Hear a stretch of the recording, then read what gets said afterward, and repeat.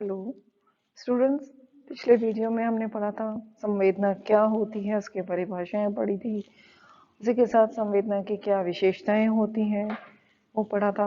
आज हम पढ़ेंगे इसमें संवेदनाओं के प्रकार कौन कौन से होते हैं, संवेदन देहली किसे कहते हैं, संवेदन आदतीकरण किसे कहते हैं, आदि कई चीजें जो संवेदना से संबंधित हैं आज के वीडियो में हम पढ़ेंगे। सबसे पहले आता है टाइप्स ऑफ सेंसेशन, यानी संवेदना के प्रकार कौन कौन से होते हैं। संवेदनाओं को कई आधारों के ऊपर विभाजित किया गया है। सबसे पहला आता है जैसे बाह्य संग्राहक, यानी जो संग्राहक जिनको कि जैसे हम ज्ञानेंद्रिय कह सकते हैं। तो प्रकार के आधार पर संवेदनाएं हमारे 5 प्रकार की होती है। बाह्य ग्राहक इनको हम इसलिए कहते हैं क्योंकि बाह्य हमारे जैसे आँख, नाक, कान, ये बाह्य अंग हैं, इनके द्वारा हम सूचनाओं को ग्रहण करते हैं। जब हम आँखों से कोई संवेदना ग्रहण करते हैं, यानी कि हम कोई चीज़ को देखते हैं, तो वो दृष्टि संवेदना के अंतर्गत आती हैं। उसमें जो हमारी संवेदी तंत्रिकाएं हैं देखने से संबंधित, वो मस्तिष्क तक सूचना, जो ही कोई उद्दीपक उपस्थित होता है मस्तिष्क तक सूचना पहुंचाती हैं और हमें देखने की संवेदना होती है। दूसरी होती है श्रवण संवेदना। श्रवण संवेदना यानी कि सुनने से संबंधित, जो कान जो है, कोई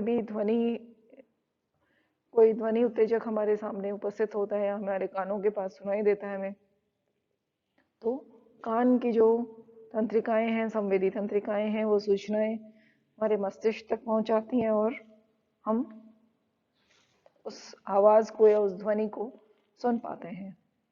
तीसरी है हमारी स्वाद संवेदनाएं, यानी कि जो हमारी जीभ जो है वो भी ज्ञानेंद्रिय है, उसके ऊपर स्वाद जो कलिकाएं होती हैं, टेस्टिंग बर्ड्स होती हैं, उनसे हम स्वाद के बारे में संवेदना प्राप्त करते हैं। हमें अलग अलग स्वाद में हम अंतर कर पाते हैं, स्वाद पहचान पाते हैं।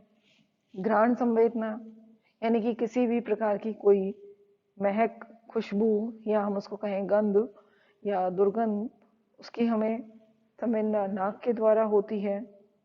इसी प्रकार ठंडा है, गर्म है, हमें कड़ा लग रहा है, मुलायम लग रहा है, कैसा फील हो रहा है, वो हमारी त्वचा के द्वारा होता है। तो ये 5 प्रकार के बाह्य संग्राहकों के आधार पर हमारे संवेदनाओं के प्रकार होते हैं। दूसरे प्रकार होती है आंगिक संवेदना, यानी हमारे जो आंतरिक अंग है, आंतरिक संग्राहक जो हैं, उनके द्वारा संवेदनाएं ग्रहण होती हैं। इनके भी अलग अलग प्रकार हैं। पहला जो आंगिक संवेदना होती है वो होती है जिनका कि स्थान निर्धारित होता है। मान लीजिए कहीं किसी जगह हमें कोई कट गया हो, जल गया हो, या कोई छाला पड़ गया हो, तो उसका स्थान निर्धारित हो जाता है। जहां भी कटता है, जलता है या छाला पड़ जाता है, तो हमें वो स्थान महसूस होता है, हम उसको फील कर सकते हैं वहां पे। दूसरी प्रकार की संवेदनाएं आंगिक संवेदनाएं होती हैं जिनका कि स्थान निर्धारित नहीं होता, निश्चित नहीं होता। जैसे बेचैनी का अनुभव होना, तो वो हमें पूरी बॉडी में फील हो रही होती है। हम किसी एक पर्टिकुलर जगह नहीं बता सकते कि हमें कहाँ बेचैनी हो रही है। तीसरे प्रकार की संवेदनाएं होती हैं जिनके स्थान का अस्पष्ट आभास हमें हो रहा होता है। जैसे कहीं हल्का हल्का दर्द है, कहीं भूख है, प्यास है, ये हमारे आंगिक संवेदना के अंतर्गत आते हैं। तीसरे प्रकार की संवेदना होती है गति संवेदना, या जिनको हम संयोगी संग्राहक या संयोजी संग्राहक कह सकते हैं, जो कि हमारे मांसपेशियों में तनाव की वजह से होते हैं, कि कोई तनाव है, खिंचाव हो गया मांसपेशियों में, गति संबंधी संवेदना हमारे को महसूस होती है। कोई चीज में सिकुड़न महसूस होना, पेशियों में गति होना, इस प्रकार की संवेदनाएं हमें अनुभव होती हैं। तो इस तरह से ये हमारे 3 प्रकारों के आधार पर संवेदनाओं के प्रकार बताए गए थे। अब बात हम करते हैं कि कोई संवेदना हमें कब अनुभव होती है। मान लीजिए हम बैठे हैं, हमें कमरे में मान लीजिए किसी ने अगरबत्ती जलाई है या इत्र छिड़का है, तो हमें कब उसकी अनुभूति होगी। या कमरे में अंधेरा है, कहीं लाइट जली, हमें कब उस लाइट की अनुभूति होगी। हम कौन सी ऐसी मात्रा है जब हमें अंधेरे से लाइट महसूस हो रही है, या हम बिना किसी खुशबू के हम बैठे हैं, कोई खुशबू आई और हमें महसूस हो रही, कब होने लगी? या कोई चीज हमने खाई, नॉर्मल चीज, पानी, सिंपल पानी जैसे पिया, और थोड़ी देर बाद हमने उसमें थोड़ी सी चीनी मिला दी, हमें मीठा नहीं लगा, फिर थोड़ी सी और चीनी मिलाई तो हमें मीठा लगने लगा। तो कौन सी ऐसी दहली है जिसको हम कहेंगे एक बीच की लाइन है जहां से हमें वो उत्तेजना की अनुभूति होने लगती है या नहीं होनी बंद हो जाती है? तो किसी भी इसके लिए संवेदन दहली का हम अध्ययन करते हैं। संवेदन दहली जो है, दो प्रत्यय है हमारे, संवेदन दहली तथा संवेदिक अनुकूलनशीलता।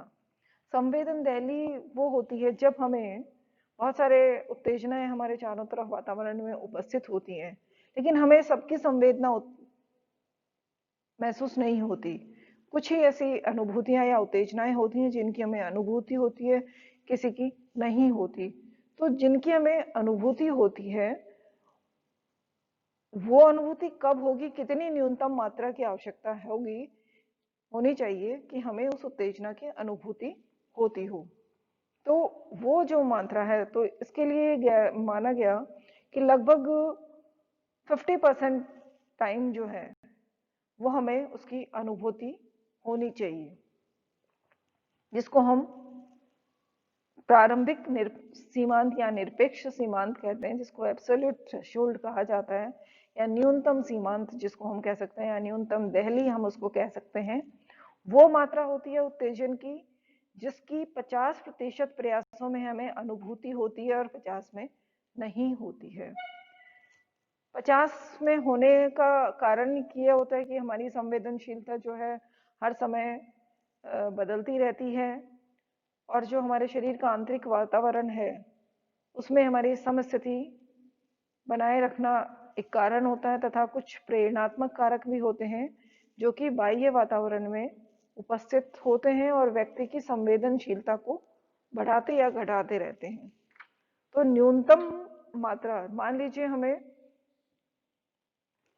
पानी दिया, सिंपल पानी है, अगर हम उसमें चीनी मिला रहे हैं तो कि कितनी चीनी आप मिलेगी कि हमें मीठा महसूस होने लगे? तो वो न्यूनतम मात्रा, 1 लीटर ग्लास पानी में कितनी हम चीनी डालेंगे कि हमें मीठा महसूस होने लगे? तो वो न्यूनतम मात्रा है, वो जो दहली होगी वो कहलाती है हमारी एब्सोल्यूट थ्रेशोल्ड, या निरपेक्ष दहली, प्रारंभिक दहली, या न्यूनतम दहली, न्यूनतम सीमांत उसको हम कहेंगे। दूसरा आता है डिफरेंस थ्रेशोल्ड, जिसको हम डीएल कहते हैं। एब्सोल्यूट थ्रेशोल्ड जो है उसको हम आरएल भी कहते हैं, जिसको रीज लाइमन भी कहा जाता है। दूसरी होती है डिफरेंशियल थ्रेशोल्ड, कि मान लीजिए हमने 2 चीनी पी, एक तो दूध में हमने मीठा डाला, वो मीठा एक अलग चीज का है, एक हमने मीठा एक दूध में शरबत डाल दिया, तो 2 अलग अलग मीठे हो गए। तो उन 2 उत्तेजनाएं हैं, एक सिंपल मीठा है, एक शरबत का मीठा है, दोनों में हमें कैसे अंतर पता चलेगा? वो जो अंतर की जो अनुभूति है, न्यूनतम मात्रा, जब हमें 2 एक जैसे उद्दीपक है उनके बीच में अंतर पता चलना चाहिए हमें, उसकी भी हमें 50 बार अनुभूति होनी चाहिए, हम 50 बार डिफ्रेंशिएट कर सकें कि भाई ये सिंपल चीनी का मीठा है दूध में और ये शरबत का मीठा है। उसको हम भिन्नता सीमांत कहते हैं। इसको हम JND भी कहते हैं, यानी कि जस्ट नोटिसेबल डिफरेंस भी कहा जाता है, कि वो न्यूनतम मात्रा जिससे कि हम 2 उत्तेजनाओं में अंतर कर सकते हो। भिन्नतम सीमांत जो है उत्तेजना की मात्रा, तीव्रता, इन सब के ऊपर निर्भर करता है। उसके बाद अगला आता है हमारे संवेदनिक अनुकूलनशीलता। इससे तात्पर्य होता है कि अपरिवर्तनीय उत्तेजना के प्रति व्यक्ति की संवेदनशीलता में एक समय के बाद कमी आ जाती है। मान लीजिए हमने कोई बर्फ का टुकड़ा पहली बार छुआ, एकदम से छुआ हमने उसको, तो हमारे संग्राहक जो है उनमें तेजी से प्रतिक्रिया और हमें एकदम से बहुत ज्यादा ठंडापन लगेगा। लेकिन हम उसको थोड़ी देर अगर हमारे हाथ में रखेंगे तो धीरे धीरे हमें उसकी अनुभूति उतनी ज्यादा महसूस नहीं होती। जैसे मान लीजिए हम कहीं हमारे घर के पास से एकदम से गंदा नाला कोई आ रहा है, कई देर से नाला बह रहा है कोई, तो हमें एकदम से जब हम कमरे में गए तो हमें दुर्गंध महसूस हुई। लेकिन अगर हम थोड़ी देर वहां बैठे रहते हैं तो हम ये देखते हैं कि हमें उतनी ज्यादा बदबू महसूस नहीं हो रही जितनी पहले घुसते ही हमें महसूस हुई थी। वो क्यों नहीं हो रही? क्यों? क्योंकि हमारे शरीर के जो तंत्रिकाएं हैं, स्नायु हैं, वो उसके अनुकूल हो गए। इसी प्रक्रिया के कारण व्यक्ति की समायोजन क्षमता बढ़ जाती है। और कभी कभी उसमें ये भी होता है कि संवेदनहीनता भी आ जाती है कि बहुत ज्यादा देर तक अगर ठंडेपन का एहसास व्यक्ति ने उसने अपने बर्फ रखी है तो संवेदनहीनता भी उसमें आ जाती है कि उसको कुछ महसूस ही नहीं हो रहा है कि क्या मेरे हाथ में हो रहा था या है। तो ये स्थिति भी आ जाती है। अगली स्थिति है आदतीकरण। आदतीकरण यानी जिसको हम हैबिचुएशन कहते हैं। हैबिचुएशन से मतलब होता है कि बार बार एक ही तरह की प्रस्तुति अगर किसी उत्तेजना की जाए तो उसके प्रति जो हमारी प्रतिक्रिया है उसमें कमी आ जाती है। मान लीजिए कि जैसे कि हम कहीं काम कर रहे हैं, नई जगह हम गए, वहां पे बहुत तेज शोर होने लगा, तो थोड़ा हमें हमारा वो ध्यान को भटकाता है, हमारे ध्यान को डिस्ट्रैक्ट करता है, हमें परेशानी भी होती है। लेकिन अगर वो रोज लगातार घंटी की आवाज आती रहती है तो हम उसके साथ एक तरह से अभ्यस्त हो जाते हैं, वो हम इतने आदी हो जाते हैं कि ये तो साथ में चलती ही रहेगी और इसी के साथ हमें काम करना है। तो इस तरह उस शोर के प्रति या उस ध्वनि के प्रति हमारी प्रतिक्रिया जितनी शुरू में थी वो उससे कम हो जाती है। हम उस आदत, उसके ध्वनि के जो है या उस शोर के आदी हो जाते हैं।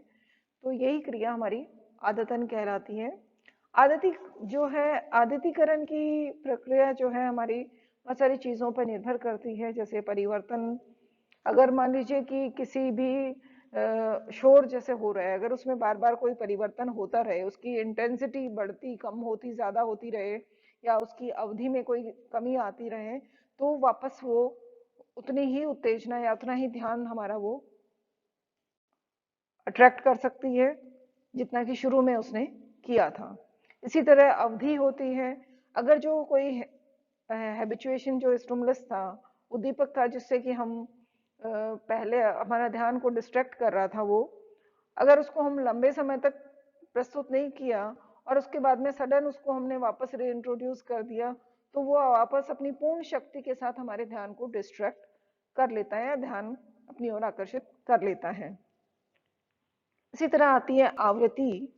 उस उद्दीपक की जो है आवृत्ति जो होती है, अगर उसको फ्रीक्वेंटली हम उसको प्रस्तुत करते रहें, बार बार प्रस्तुत करते रहें, तो आदतन की क्रिया बहुत जल्दी या बार बार रिपीट होती जाती है। जैसे अगर हम एक ही तरह का परफ्यूम यूज करते हैं डेली, तो हम उसको नोटिस नहीं करेंगे, लेकिन दूसरे उसको नोटिस कर सकते हैं। इसी के साथ तीव्रता।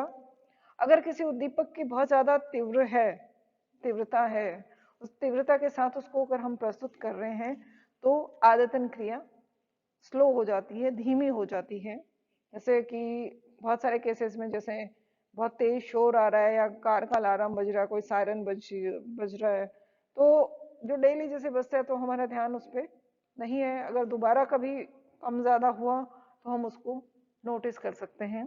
तो ये थी हमारी आदतन की प्रक्रिया। इसके बाद हम अगले वीडियो में पढ़ेंगे हमारे परसेप्शन यानी प्रत्यक्षीकरण। धन्यवाद।